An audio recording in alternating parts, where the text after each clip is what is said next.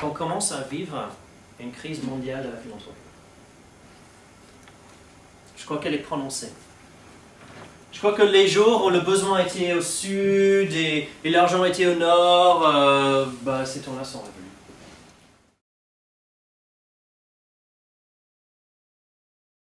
Besoin, il est à Washington DC.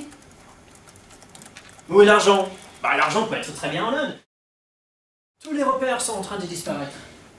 Tous les repères classiques de ce que c'était une association, de ce que c'était le fundraising sont en train d'évaporer.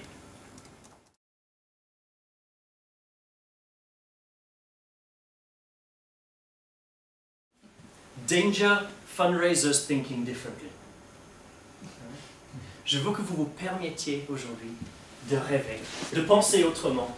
Parce que celui qui pense différemment aujourd'hui, celui qui ose sortir de ses gants, celui qui ose changer la façon dont on réfléchit et on fait les choses, c'est celui-là qui va gagner.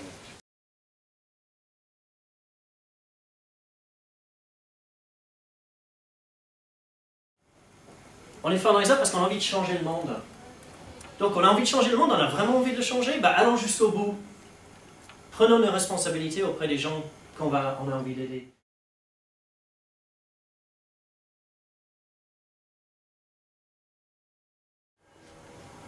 Pourquoi les gens que nous défendons ne devraient pas avoir droit à l'organisation la plus efficace, la plus pertinente, la plus performance-driven qui soit? Si on n'est pas le meilleur fundraiser de la place, à ce moment-là, on est en train de trahir nos bénéficiaires qui dépendent de nous, des fois pour survivre.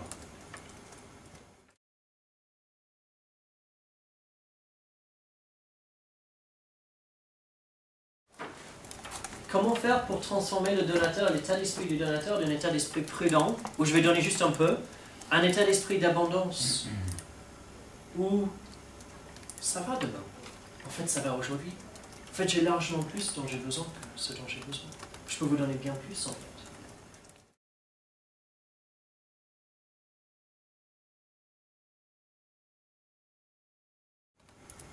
Vos donateurs sont partout.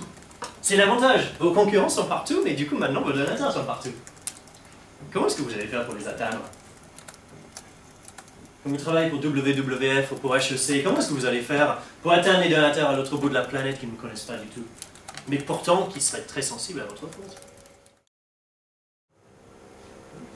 Pensez à vos donateurs. On a tendance à mettre le donateur dans la case « donateur ». En fait, non, votre donateur, c'est pas forcément un donateur. Votre donateur, c'est peut-être un journaliste.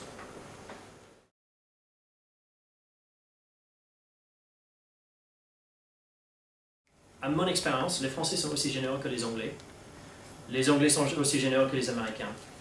Le facteur de différenciation, c'est la qualité et le professionnalisme du fundraising. J'en suis convaincu.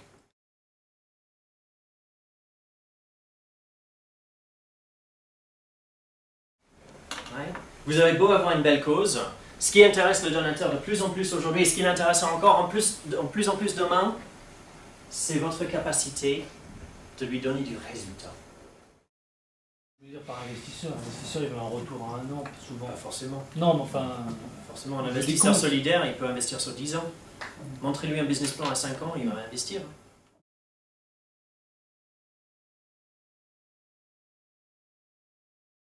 Ok, très bien.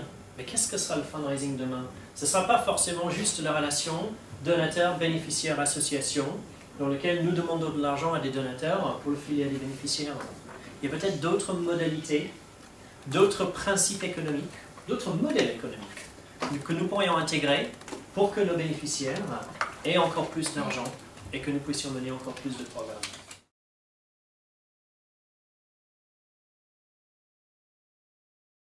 On a une fâcheuse tendance en fundraising à commencer en bas de la pyramide. On fait du marketing de masse. On fait du marketing direct, prospection. Oui, on sélectionne nos fichiers, certes. On ne fait pas n'importe quoi. Mais plutôt qu'aller large, pourquoi pas commencer avec nos meilleurs donateurs? Regardez le profil de nos meilleurs donateurs. Et faire du top-down plutôt que du bottom-up.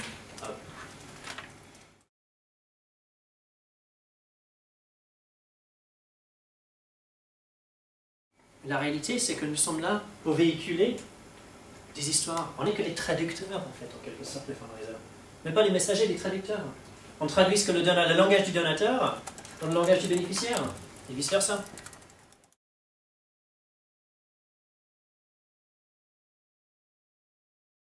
Toujours, en tant que fundraiser, une des choses sur lesquelles vous êtes condamné à innover, vous êtes condamné à être le traducteur, vous êtes condamné à être celui ou celle qui porte l'innovation, qui est ouvert vers le monde et qui ramène le monde chez vous.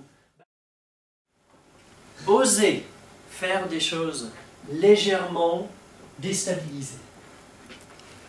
Osez pousser les frontières.